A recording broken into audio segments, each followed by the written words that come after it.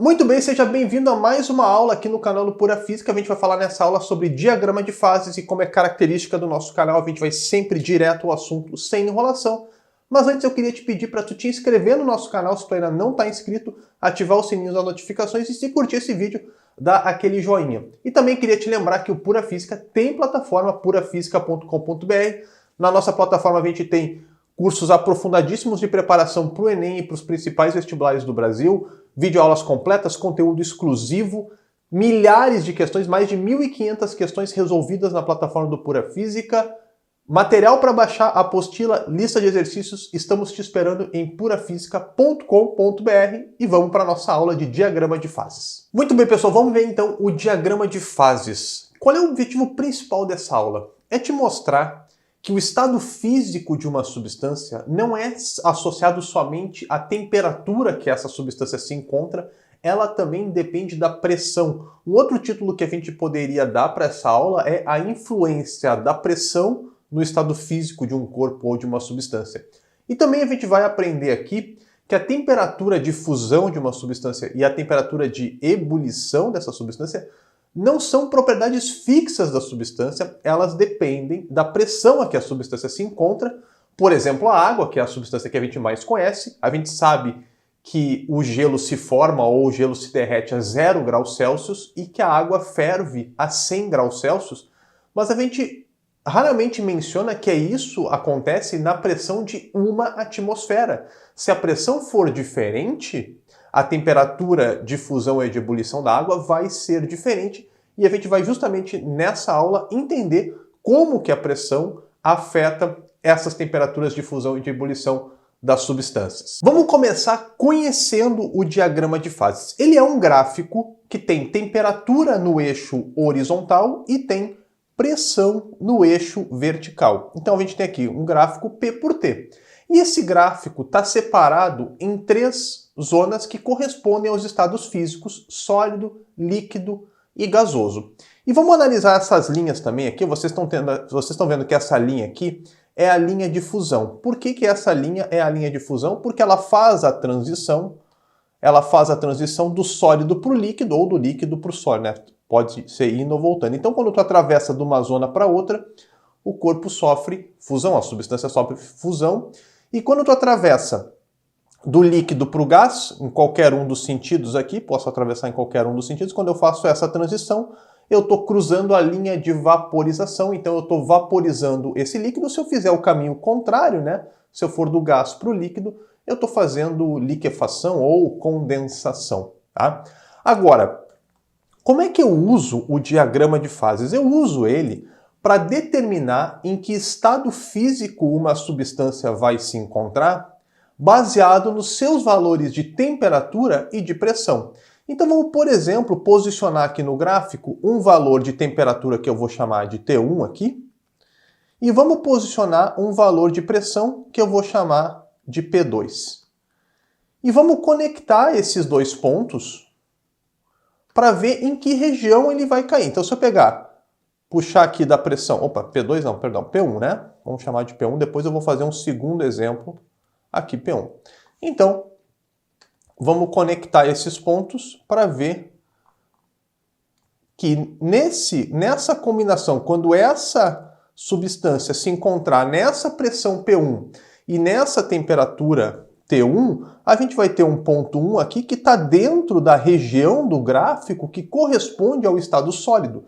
Então, nessa combinação de valores de pressão e temperatura, essa substância se encontra no estado sólido. Agora, por exemplo, vamos mudar a cor aqui. Se eu pegar um outro valor de temperatura, T2, e posso pegar um outro valor de pressão P2. E vou puxar as linhas ali e vou ver onde é que esse ponto vai se formar. E eu vou ver claramente que esse ponto vai se formar na região em que a substância se encontra no estado líquido. Então aqui o ponto 2, com essa nova combinação de pressão e de temperatura, a substância se encontra na região do líquido, significa que essa substância vai estar no estado líquido. E assim eu poderia fazer uma infinidade de pontos e determinar qual é o estado físico que a substância se encontra por uma determinada combinação de pressão e de temperatura. Eu queria destacar nesse gráfico um ponto que é importante, que é o ponto triplo. O ponto triplo é um ponto específico de pressão e de temperatura, tá? Em que a substância vai estar nos 3 estados físicos da matéria simultaneamente e em equilíbrio.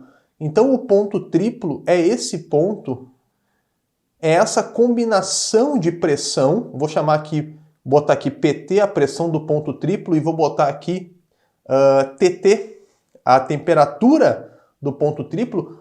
Toda substância, nem toda, mas a maioria das substâncias, numa combinação específica de pressão e de temperatura, que a gente não precisa saber qual é o valor. A água, por exemplo, numa pressão específica e numa temperatura específica, ela convive em equilíbrio nos 3 estados físicos: sólido, líquido e gasoso. Então, isso é o ponto triplo. E o ponto triplo é sempre o encontro da linha de fusão com a linha de vaporização e a linha de sublimação, que eu não tinha mencionado, mas é aquela linha que transita, né? Sublimar é passar direto do sólido para o gás, ou voltar do gás para o sólido, que também pode ser chamado de ressublimação.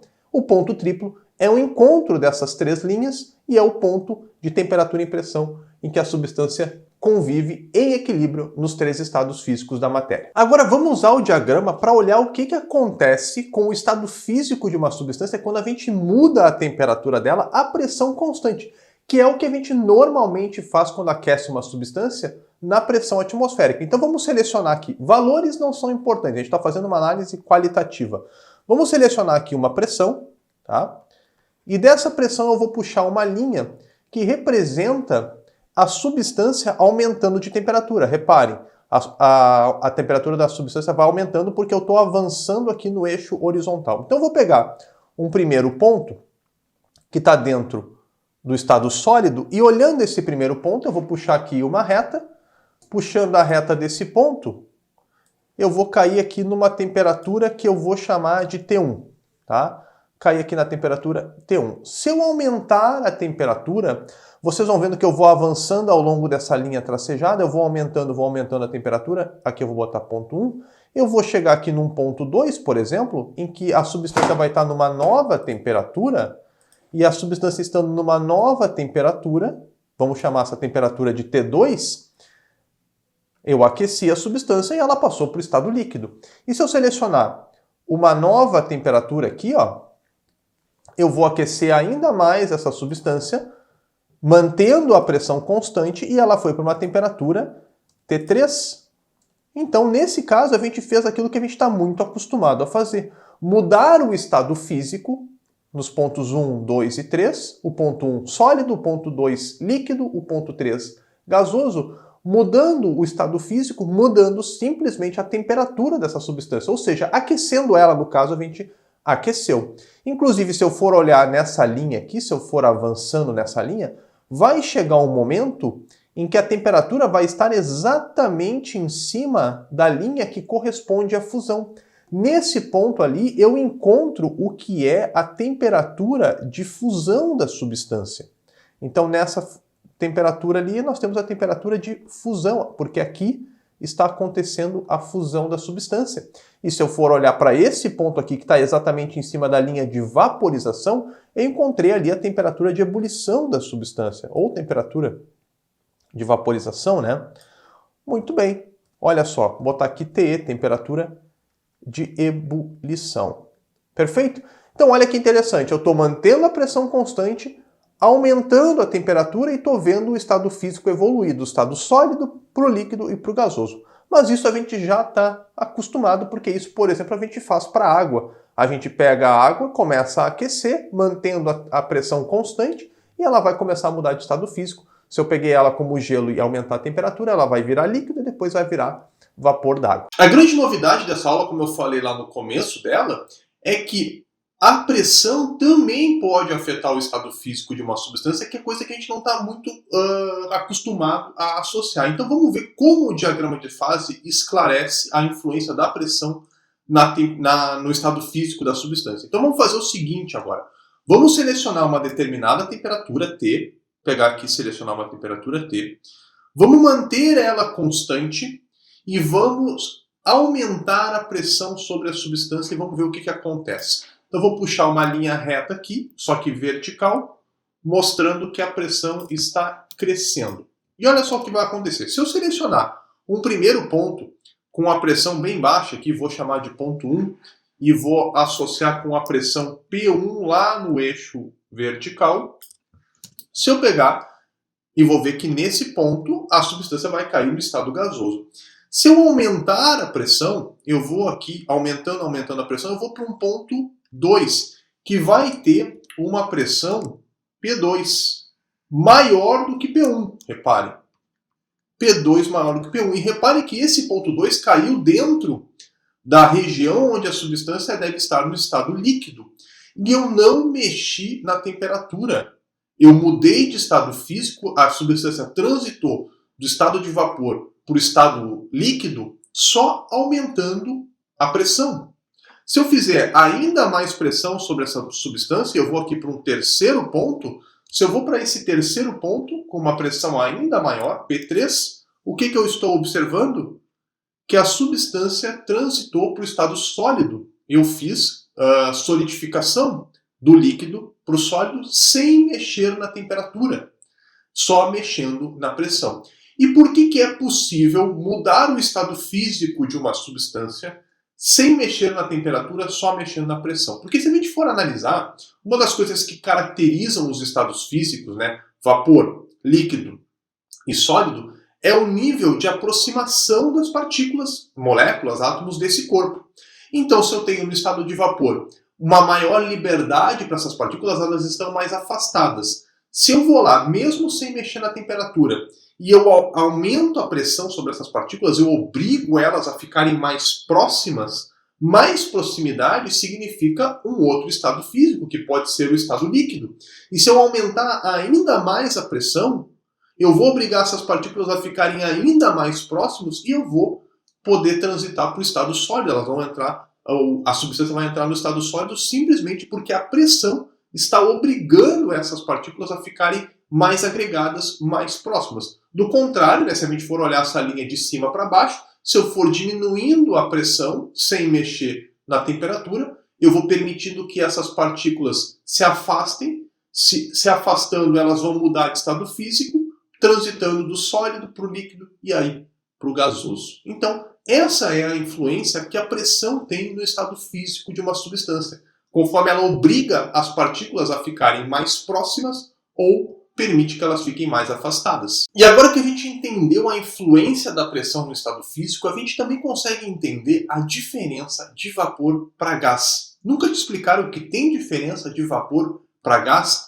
Para entender essa diferença, a gente tem que marcar um ponto aqui, ó, que é esse ponto no final da linha de vaporização, onde a gente vai encontrar o que a gente chama de uma temperatura crítica.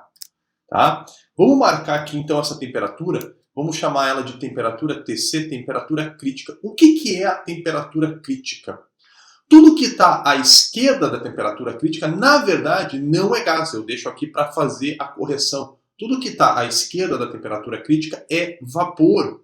Porque vapor é aquele estado em que tu consegue fazer a substância transitar, mudar para o estado líquido, simplesmente aumentando a pressão.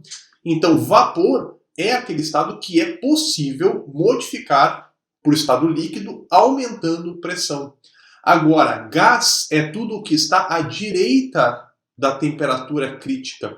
Porque o estado de gás é aquele estado que não é possível modificar para o estado líquido simplesmente com aumento de pressão. Ou seja, eu tenho aqui, num determinado ponto, o gás está a uma certa pressão, a uma certa temperatura. E eu quero que ele se transforme em líquido só aumentando a pressão. Não vai ser possível, porque toda essa região aqui já corresponde ao estado de gás. Então ele vai continuar sendo gás. Ele não vai virar líquido por simples aumento de pressão. Atenção, não é impossível fazer um gás voltar a ser líquido. Só é impossível fazer isso com aumento exclusivo de pressão. Eu posso voltar, a partir desse ponto aqui, eu posso fazer esse gás voltar a ser líquido, claro, mas eu primeiro tenho que resfriar ele e depois eu posso aumentar a pressão para ele entrar na zona do líquido. Simplesmente aumentando a pressão sem resfriar, um gás não se transforma em líquido e essa é a diferença do vapor, porque o vapor, simplesmente aumentando a pressão sem necessidade de resfriar, a gente consegue transformar ele em líquido. Vamos entender agora como a pressão afeta a temperatura de fusão e de ebulição. E para a gente entender o que eu vou começar fazendo, eu vou escolher aqui uma determinada pressão, vou chamar aqui de P1, e vamos puxar uma reta para a gente marcar no gráfico, de acordo com essa pressão, qual vai ser a temperatura que eu vou encontrar em cima da linha de fusão, a temperatura de fusão, e na linha de vaporização, a temperatura de ebulição. Então, vamos puxar aqui essa reta para baixo. Aqui está para esta pressão a temperatura de fusão e para esta pressão a temperatura de ebulição, que eu vou marcar assim, ó, temperatura de fusão 1 e temperatura de ebulição 1, porque corresponde à pressão P1. Vamos aumentar a pressão, vamos fazer um exemplo aumentando a pressão sobre a substância. Vamos pegar aqui uma pressão maior, tá? Pegar uma pressão P2 que está acima da pressão P1 e vou puxar a mesma reta, mantendo a pressão constante, e vou ver aonde essa reta encosta na linha de fusão e aonde ela encosta na linha de vaporização. E aí eu vou ter, puxa a reta aqui para baixo, ó, eu vou ter uma nova temperatura, uma nova temperatura de fusão, uma nova temperatura de ebulição. Olha o que aconteceu. Temperatura de fusão 2, temperatura de ebulição 2. O aumento da pressão fez com que a temperatura de fusão aumentasse. A TF2 é maior do que a TF1. E o aumento da pressão sobre a substância fez com que aumentasse a temperatura de ebulição. Por que isso acontece? Por que o aumento da pressão aumentou a temperatura de fusão e de ebulição? Porque lembra, ó, vamos pegar a substância que está no estado sólido e ela quer ir para o estado líquido. Então ela tem que permitir que essas partículas fiquem mais afastadas. Só que se tu aumenta a pressão, fica mais difícil dessas partículas se separarem, se afastarem para um estado menos agregado, que é o estado líquido. Então elas vão precisar ganhar mais energia, vão precisar ganhar mais agitação para vencer essa pressão extra. Ganhar mais agitação, ganhar mais energia, significa aumentar a temperatura de fusão, assim como para a ebulição. Se as partículas querem escapar do estado líquido, que é mais agregado, para o estado gasoso, que é menos agregado, elas vão precisar agora vencer uma pressão externa maior, que quer obrigar elas a ficar junto. Então, para vencer essa resistência interna, elas vão precisar ganhar mais agitação, vão precisar ganhar mais energia. E isso significa maior temperatura, no caso, maior temperatura de ebulição. E a gente tem dois exemplos de aplicação em que isso fica bem evidente. Primeiro, no alto da montanha. Não sei se tu já foi para altitude, mas no alto da montanha, onde a pressão atmosférica é menor, a água ferve a menos de 100 graus Celsius. No topo do Everest, por exemplo, a água chega a ferver aí a cerca de 80, alguma coisa, não lembro exatamente o número, eu boto aqui do lado depois na edição. Por quê? Porque lá em cima da montanha a pressão é menor, é mais fácil para as partículas escaparem para o estado gasoso, então elas não precisam de tanta agitação, não precisam de uma temperatura de ebulição tão alta. O contrário também acontece na panela de pressão. Por que a panela de pressão é usada para cozinhar os alimentos mais rapidamente? Porque lá na panela de pressão, dentro da panela, se cria um ambiente de alta pressão, porque ela fica acumulando vapor da água. Então ela acumula água, aumenta a pressão lá dentro, e o que acontece é que a água que permanece líquida vai ficar mais difícil para as partículas dessa água líquida escaparem para o estado gasoso, porque a pressão lá dentro está muito grande. Então elas vão ter que conseguir mais energia, mais agitação para escapar por esse estado gasoso, e isso significa mais temperatura. E aí tu vai ter lá dentro da panela de pressão uma água que está a cerca de 120 graus Celsius de temperatura e ainda está líquida. Porque a água passa a ferver a 120 graus Celsius justamente porque aumentou a pressão. E por que isso cozinha um alimento mais rápido? Porque o teu alimento vai estar mergulhado numa água de maior temperatura, então ele vai receber um fluxo de calor maior e vai acabar cozinhando mais rápido. Sim, o título desse slide é Água à Diferentona, porque a gente já sabe que a água, assim como um outro conjunto de substâncias, quando ela solidifica, ela não se comporta da maneira como a maioria das substâncias. Vocês podem ver que até o diagrama de fases aí no gráfico já está com a sua linha de fusão invertida, porque esse é o diagrama de fases para a água e também para outras substâncias, mas a substância que mais nos interessa aqui é a água. O que a água tem de diferente? A gente sabe que a água tem aquele comportamento de dilatação anômala. O que significa dilatação anômala? Quando a água está no estado líquido e congela, em vez das suas partículas se agregarem ainda mais, do seu volume diminuir, as partículas ficarem mais próximas, quando a água vira sólido, quando ela congela, as partículas se afastam. Isso é a dilatação anômala da água. O volume aumenta. Então, vamos entender que para a água, ao contrário das outras substâncias, partículas mais próximas significa estado líquido e partículas mais afastadas significa estado sólido ali na região da temperatura de fusão. Entendendo isso, a gente entende o seguinte, que para a água, se eu aumentar a pressão, vamos pegar aqui uma determinada temperatura, e a gente aumenta a pressão, a gente entra no estado líquido. Por quê? Porque para a água, se eu aumentar a pressão, eu vou obrigar as partículas a ficarem mais próximas. E para a água, partículas mais próximas é o estado líquido e não o estado sólido. As outras substâncias, partículas mais próximas ao estado sólido. Então, o aumento da pressão faz a água ficar no estado líquido. E isso a gente vê num exemplo bastante comum, que é a patinação do gelo. Por que o patinador tem que usar aqueles patins com lâminas? Porque quando ele patina, ele sobe no patins e aquela lâmina, que tem uma pequena área, aumenta a pressão sobre o gelo. E naquela região de pressão, a pressão vai ficar maior e aquele gelo vai ficar líquido. E por isso que ele vai escorregar. Na verdade, ele está deslizando sobre uma fina lâmina de água. Só que assim que ele passa por ali, ele deixa para trás, aquela região some a pressão e aquela água líquida volta a ficar sólida. Por quê? Porque assim que o patinador sai de cima da superfície, a pressão volta a diminuir e a água volta a entrar no estado sólido. Então, a patinação tira proveito dessa característica da água. Se tu tem gelo e aumenta a pressão sobre o gelo, ele tem a tendência a virar líquido. E se tu tem água no estado líquido e diminui a pressão, ela tende a virar sólido.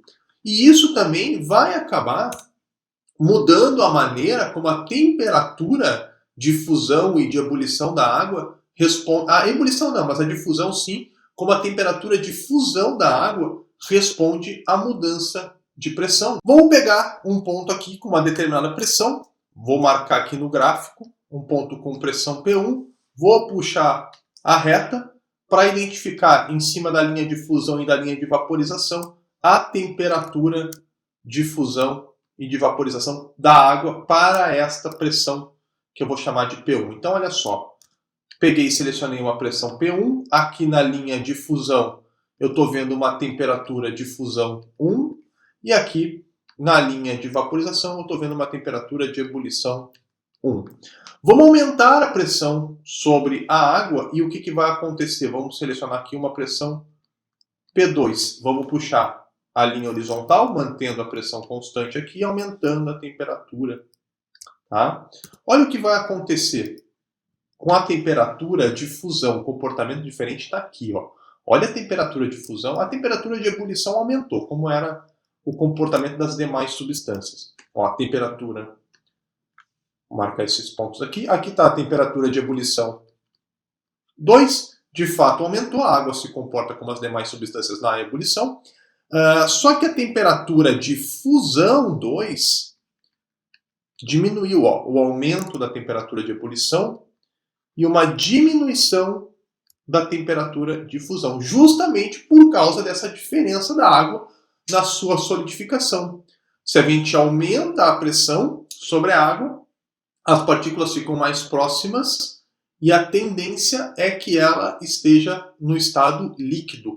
Para o estado sólido, as partículas têm que estar mais afastadas por causa da dilatação anômala da água. Então, para a água, aumento de pressão significa diminuição da temperatura de fusão.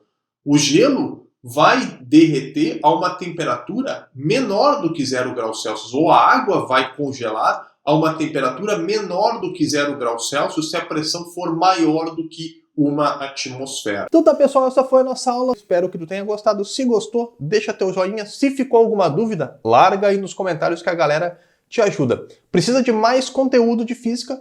Te inscreve no nosso canal para receber nossas atualizações. E se tu quiser conteúdo exclusivo, dá uma visitada lá na plataforma do Pura Física. A gente tem a preparação completa para a tua prova aí do Enem, do vestibular ou até mesmo para a tua prova do colégio. Estamos te esperando lá. A gente se vê numa próxima oportunidade. Fui nessa. Falou!